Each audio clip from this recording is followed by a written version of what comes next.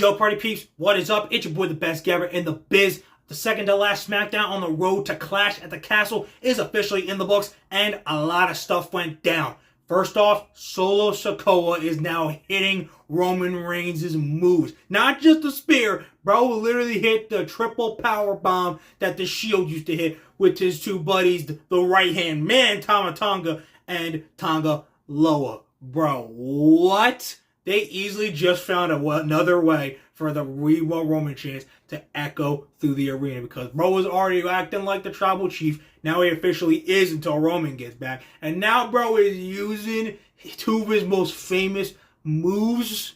Bro, if he starts saying acknowledge me, I'm done. I feel like that's going to be that's going to be the second to last straw. First it's going to be the acknowledge me, and then maybe like beating down Paul Heyman, and then Roman's going to be like, that's it. Done. I'm kicking all three of your asses now, and I'm going to show you why I am the head of the table, why I provide for this family.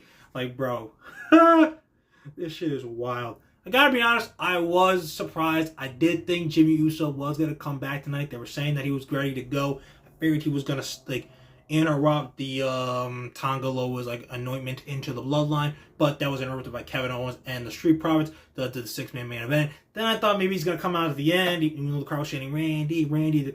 When nothing happened, Owens just got his ass beaten again. Like, for real. Owens is literally just meant to keep getting his ass kicked by the bloodline all the way until his career is over. And, like, dude can get his ass kicked by, like, 10 more different versions of the bloodline with how deep their bloodline actually is. It's not a joke. If you're new to wrestling and don't understand the bloodline's actual, like, deep lineage of the bloodline, how deep it goes, look it up for yourself. I'm not even going to try explaining it. My brain cannot function enough at any time of day, especially not right now. But overall, I kind of don't know where the story's going in terms of, like, I think that Jimmy will come back after they screw over Jay in the Money in the Bank ladder match, and that's how those two come back together. Because them getting back together will be the easiest thing, because they're brothers. And like Jay was even telling him, like, even before and after Mania, like, dude, come back with me. Just come back with me. And he was upset when he didn't, because, you know, Jimmy got his ass beaten. So I'm predicting that probably, like someone said, maybe Jimmy and Jay versus the Guerrillas of Destiny at SummerSlam. I kind of don't know what they're going to do with Cody in terms. He's going to defend against someone from the bloodline, and I'm convinced it's either going to be Solo, and Reigns comes back then, and like maybe screw Solo out of the championship right there for, you know, someone to cash in like a Money in the Bank contract, Sammy. But like later on and like that freaking day, but I don't know. Or they could have Roman come back at like Money in the Bank and then, you know, fight Cody in a rematch. Which, if it's available, I feel like that's probably the best option, but. At the end of the day, this shit is going to be cinema, and I agree with everybody else. Do not announce when Roman comes back. Let that pop, dude. That's going to be so generational. I would want to be in that arena, but we'll be watching live. We'll feel it through our TV screens. Like, that pop is going to be awesome. And God, it's already been 60 days since we last saw the Tribal Chief. Exactly 60 since freaking WrestleMania. I was there.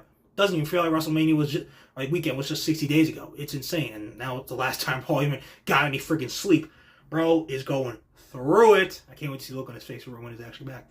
It's going to probably bring a tear to our eyes when he's having tears in his eyes. But overall, it's just funny. Like, now he's using his moves. He's already acting like he's the Tribal Chief. I'm telling you, the acknowledge me is next.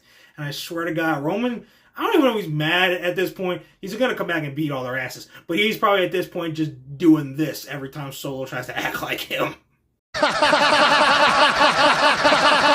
Okay, guys, from the Bloodline now to the Tag Team Champions, A-Town Down Under. It started last week where, you know, Austin Theory accidentally costed his match by his tag team partner and fellow tag team champion, Grayson Waller, when he was taking, like, you know, all the, like, praise and, like, boasting about himself, like he was the reason, you know, and the Grayson Waller rope was the reason. Austin Theory, like, everyone gives a crap about him again, and that distraction ended up costing Austin Theory the match against Tommaso Ciampa.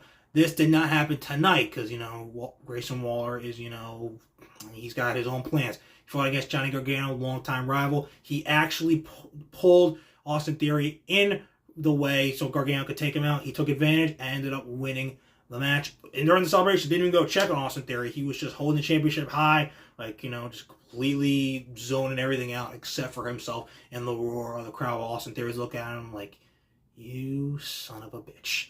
So, look, at the end of the day, they are losing the tag team titles relatively soon. I love them as tag team champions. Those belts are beautiful, but I cannot wait for them to get those belts on DIY because, God, they deserve it, and it's going to be so cool to see them as tag team champions, especially because I saw them win the NXT tag team titles live back in 2016, and that was a great moment, and they haven't been tag team champions together since, so I'm really looking forward to when they are able to do it again with those beautiful, again, WWE tag team championships. But overall, Babyface Theory is just getting closer and closer and closer every single week. And it will literally kind of be sink or swim because if Babyface Theory does not go right here, Austin Theory might be literally screwed for good. But I honestly think he can be because even when he was kind of like the goofy kind of babyface they done in NXT with the way, that's where we kind of most relate to because as a face, he'll probably lean more into like his comedic style. And then when it's time to get serious, you'll be like, oh shit. Oh, yo, this is the Austin Theory we've been waiting for, bro. And Grayson Waller, he's a great heel. I think he was the perfect person to bring it out of him. A-Town Down Under was damn sure fun.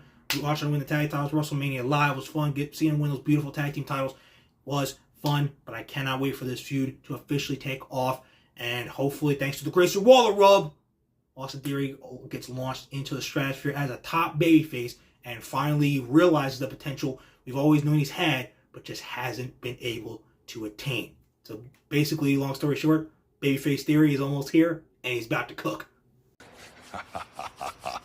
Yes. Guys, it was finally made official tonight. Cody Rhodes, AJ Styles, round 2 for the WWE Championship at Clash of the Castle. And we all said that it needed a stipulation after AJ faked his retirement in Mark Henry X style last week, and literally Styles clashed poor Cody Rhodes right off those steel steps onto the floor. And the stipulation has been made. It will be Rhodes Styles one more time for the WWE Championship in an I Quit match. Let's go!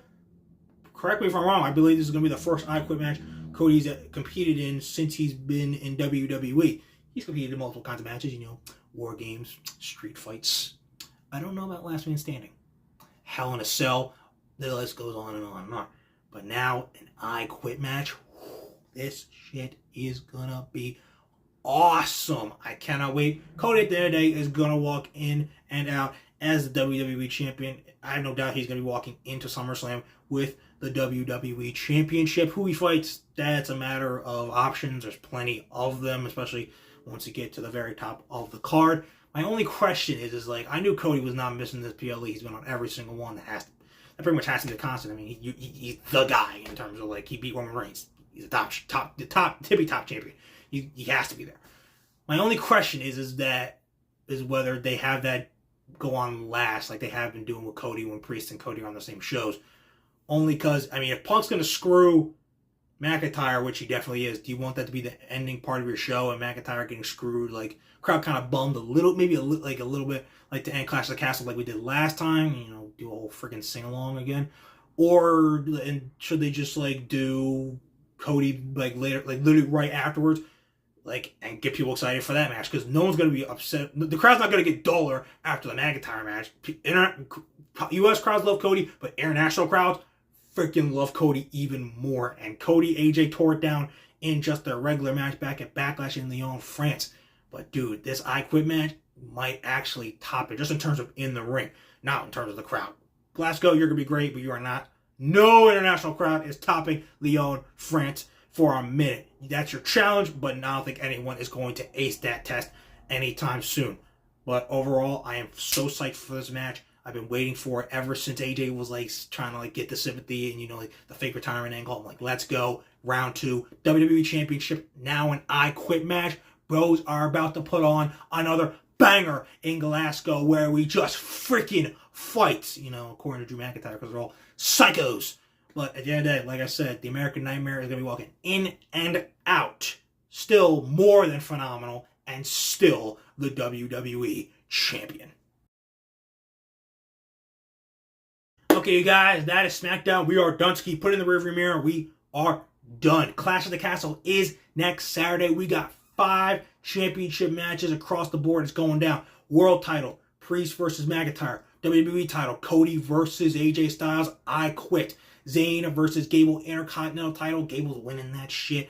WWE Women's title, it will be Bayley versus Piper Niven. And now with WWE Women's Tag Team titles, Jade and Bianca will defend against Isla, Dawn, and Alba Fire, and Shayna Baszler and Zoe Stark in a triple threat. And then once that's all done, just 2 weeks later, guess what? Forbidden Door, an endless night of action, and another all-timer of an AEW event, but just specifically Forbidden Doors. First one was great. Second one was just as awesome. Third one's going to be just the same, and it will be main evented by Swerve versus Ospreay. Champion versus champion for the AEW World Championship, and a match that will be remembered for decades to come. Guys, you're seriously not going to want to miss any of these shows going down. You're certainly not going to want to miss what your boy, the best gabber in the biz, has to say afterwards. We're in the heat of the summer where we walk through Forbidden Doors, we clash at castles, Money in the Bank will be won by Sami Zayn. And then we get to the biggest party of the summer where we just fight all night and party because it's just all right.